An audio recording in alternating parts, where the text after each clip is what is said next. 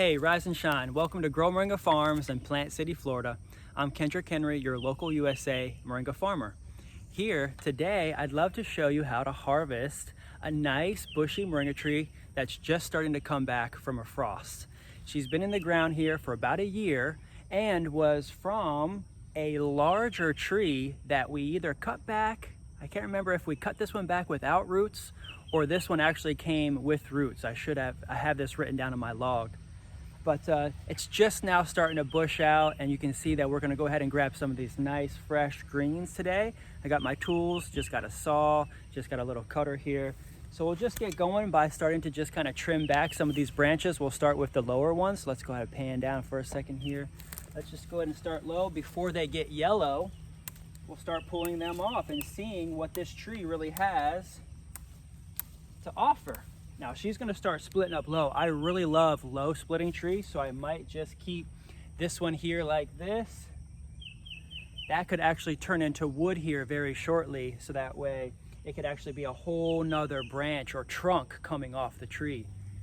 Might look funny at first where it's just like a little stringly light green stem that's coming off, but eventually that could turn into wood. But look at this fresh bundle of greens that we have here. Look at these nice big leaves. Wow, this is something that can go great. Fresh U-pick opportunities for moringa farms, and even be able to dry, powder, potentially create herbal supplements with capsules. This is a full protein. You can see the moringa greens here are so good to eat. Wow. We'll just probably pick off some of the yellows. Everything's organic, fresh. You can see we lay down a bunch of mulch. Then we put down, this is oak mulch. Then we put down quite a bit of composted soil around this, and then just placed her right here in this place. She's on a high and dry mound, especially in the tropics. They need to be a little bit more high and dry because they don't like wet feet or wet roots. So we'll set that down here and we'll keep moving our way up. Look at this big old leaf. A lot of people are like, wow, what kind of variety is this? Is this a different variety? And mostly, look at that. Mostly what happens is the first leaves that start to come out, they're trying to grab as much sun and solar panels as possible. So they come out with these really big leaves at first, but then eventually they get back to the little leaf. So we'll keep harvesting and bring in some of these lowers down. We want to go ahead and harvest these lower greens before they even start to yellow anyways. So we'll get these back. Moringa has been used for thousands and thousands of years. It's actually in the Bible. It's called the miracle tree for a reason. It produces fresh food. It's got tons of vitamins and minerals, lots of chlorophyll. You can see here, some of these lower ones are already starting to yellow out. So it's good that we're coming now. It's actually supposed to rain later today, so we're grabbing it early when the sap is high and everything is still really fresh in the leaves, because that's what we want to consume. So we'll grab a few here. I'm going to show you exactly how we would take care of a couple of these branches here. Keep going up. I've been growing moringa in the Tampa Bay area since about 2013, 2014, when I first heard about moringa from Dr. Sebi. And it's a complete protein, a vitamin source. Thanks, Miss Moringa. I always tell all the moringa trees, thank you for providing such abundance. Wow, look at this. And this one's kind of going down low. I'll show you how I'll handle this one. Okay, we're just gonna grab a lot of these lowers before they turn yellow anyways. You can see you can just kind of come by with your hand and just pull them up. Now, I'm not going all the way up to the top. I'm leaving some of the greens, but look at this. Look at all these greens that we're grabbing. Actually, the most valuable part of the moringa tree is the drumstick or the seed pods. That's where a lot of the nutrients and vitamins and minerals are held. But the greens are really also super valuable, and they're really just a byproduct of growing moringa. If you're growing moringa in the south in a tropical state, you really want to grow it for the seed, and the drumstick, that's where the money is. Of course, you can still make a living from the greens as well. So we'll keep going. There's a couple of these stems I'm not sure if I really want to keep because we're starting to structure this tree now. So like, for instance, I'll go ahead and come in here maybe a little bit closer. Let's see, come in a little bit closer just for right now. And bring this in, there we go. Just so you can see here, some of these stems that are forming down here, we're gonna go ahead and pull off. It's just gonna, like, I don't know actually, let me see here. We wanna be very strategic. I think that this one here, these two here, you can't really do wrong, but they'll grow back. But see, this is a main stem that I went ahead and pulled off here. These are main stems, not just branches off to the side. So like there's a branch that comes off to the side, and then there's an actual main stem. We went ahead and just pulled these main stems off. Also, we want to go ahead and pull this lower main stem off too. It's just coming down off of this one versus this one. We want to keep this one, right? So let's go ahead and pull this lower one off. There's a dried up one here we can go ahead and pull off. We'll go ahead and keep that. Some of these lower greens here, we'll go ahead and pull back. Thank you, Miss Moringa. There's a couple suckers here we'll just go ahead and pull off. There's like two stems like really close together here. We're just gonna snap that one off to go ahead and create more space. We're opening up the center. This method here, we might even take off this one, which was frozen, but I'll expose it here. This is nice, actually. I'll go ahead and take this now to show you. We'll go ahead and trim this back, all the dead stuff. So that's, you know, pretty much frozen and dead. A lot of this this tree is always going to change its shape, and it's never always going to look the same after 2 years. Might even trim this one back a little bit. Doesn't even really need this here.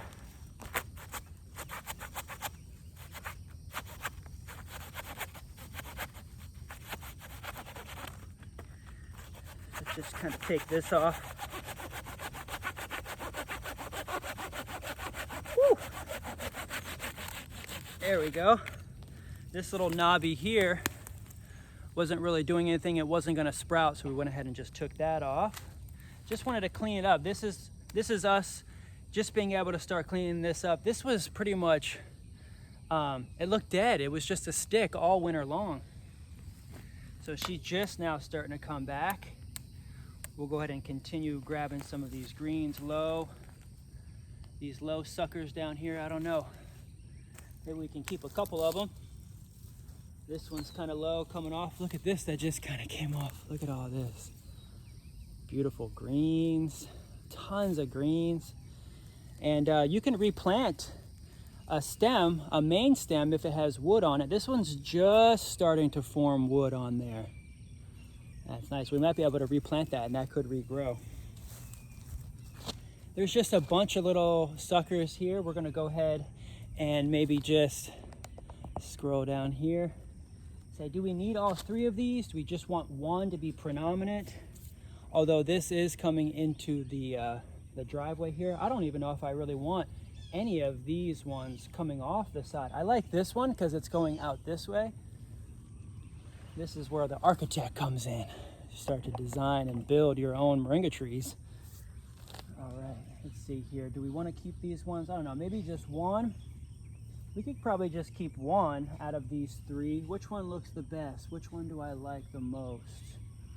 This little knobby or this knobby? This one's kind of coming really vertical. I really like this one.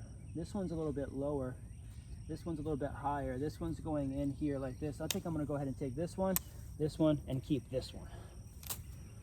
All right, now we got some dead stuff here. This one's just kind of going into the center, so I'm gonna go ahead and trim this one back. Bring that one out. There was another one just really close to it there.